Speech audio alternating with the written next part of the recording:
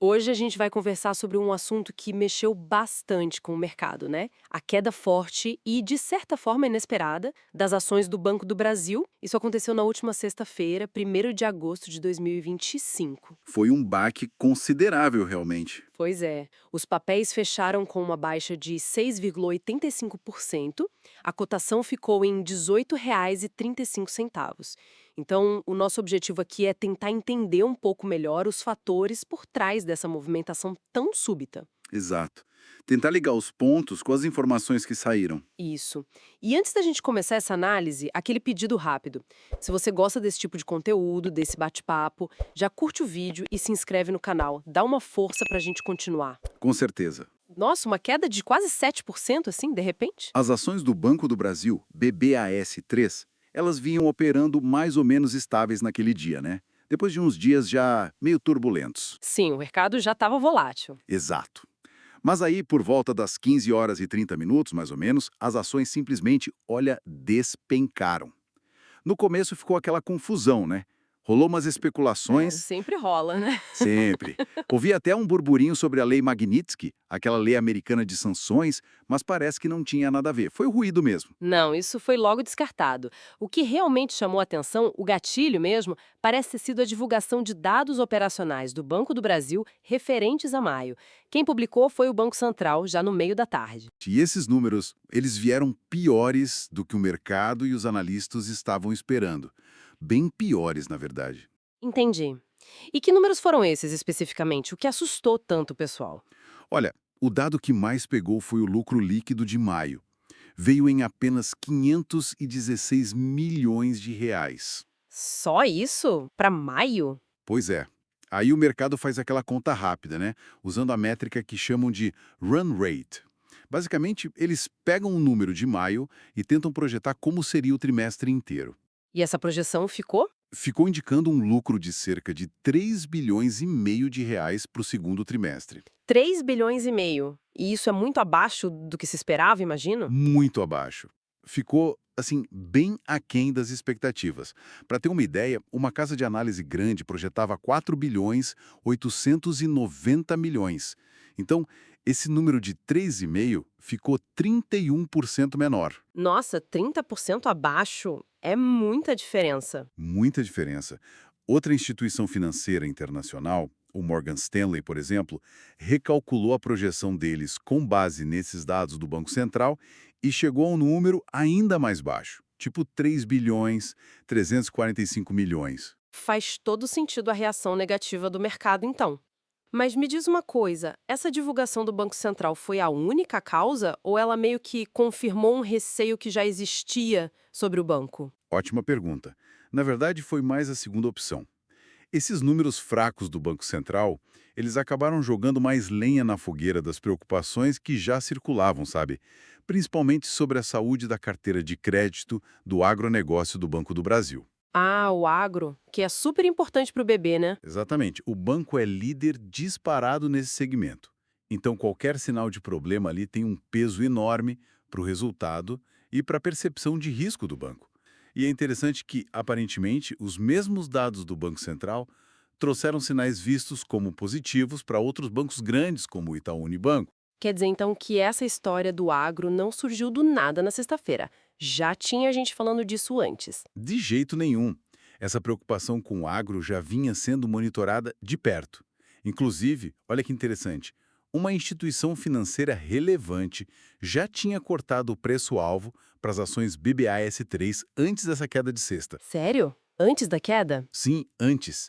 Eles reduziram a recomendação de R$ 30 para R$ 24 por ação e mantiveram uma visão neutra, nem compra, nem venda forte. E quais foram os motivos que eles deram para essa revisão, para esse corte prévio? Já era o agro? Exatamente. Os motivos que eles apontaram na análise eram justamente essas preocupações com a carteira agro. Eles se basearam em dados que já tinham saído de abril e também em conversas com o mercado, com outros participantes. Entendi. E isso levou eles a cortar as projeções de lucro, tanto para o segundo trimestre, que eles estimaram em uns 5 bilhões de reais, quanto para o ano de 2025 inteiro, que eles baixaram para 23 bilhões e meio.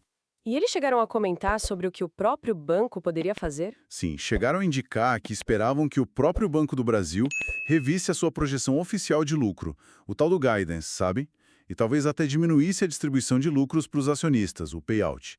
Falavam em algo em torno de 30% de payout, o que seria uma redução. Entendi, quer dizer, o alerta já estava soando antes, e essa análise que você mencionou, ela detalhou as causas dessa piora no crédito do agronegócio. Por que estaria acontecendo? Detalhou sim. Eles separaram em fatores, vamos dizer, conjunturais, cíclicos, e fatores mais estruturais, de mais longo prazo. O fator cíclico principal seria a queda nos preços de algumas commodities importantes, como a soja. Isso aperta o caixa do produtor, aumenta a alavancagem financeira dele e, claro, a inadimplência tende a subir. Faz sentido, o ciclo da commodity. Isso. Mas os fatores estruturais que eles identificaram talvez sejam os que preocupam mais olhando para frente. E quais seriam esses fatores estruturais? Conta pra gente. Bom, eles listaram alguns pontos. Primeiro, a possibilidade de o Banco do Brasil estar aos poucos perdendo espaço como banco principal para alguns produtores rurais importantes. Perdendo o cliente estratégico. É, tipo isso. Segundo, dificuldades na hora de executar as garantias do crédito, especialmente quando a garantia são grãos que ficam armazenados em silos de terceiros.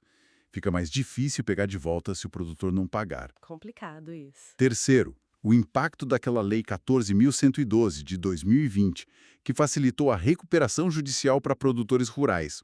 Os efeitos dela estariam sendo sentidos mais agora. A lei da recuperação judicial do produtor rural. Essa mesma. E por último, eles mencionaram também a entrada de novos produtores no mercado, talvez com um perfil diferente, menos tradicional, que estariam recorrendo mais à justiça, à judicialização, sem tanto medo de perder acesso a crédito subsidiado lá na frente. Caramba.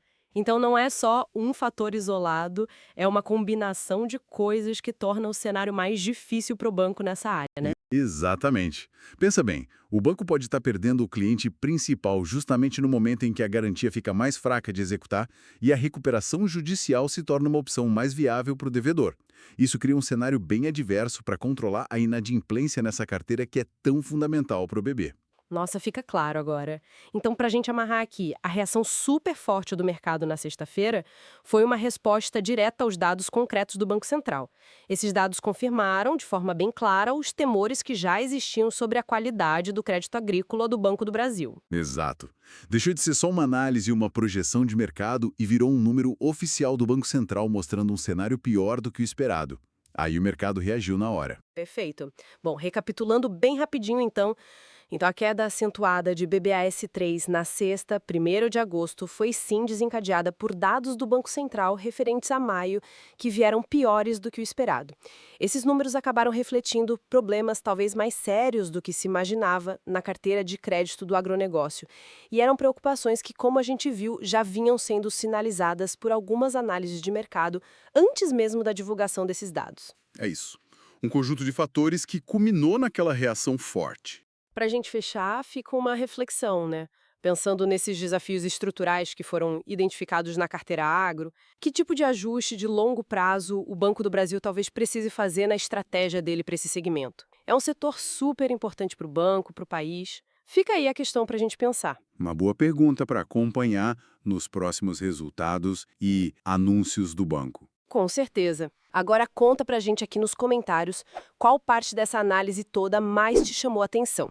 Foi a questão dos dados do BC, as preocupações com o agro, os fatores estruturais? Deixa seu comentário aí embaixo e, claro, aproveita para curtir o vídeo de novo, confere se você está inscrito no canal e ativa o sininho de notificações para não perder as nossas próximas conversas, tá? Isso aí, participem.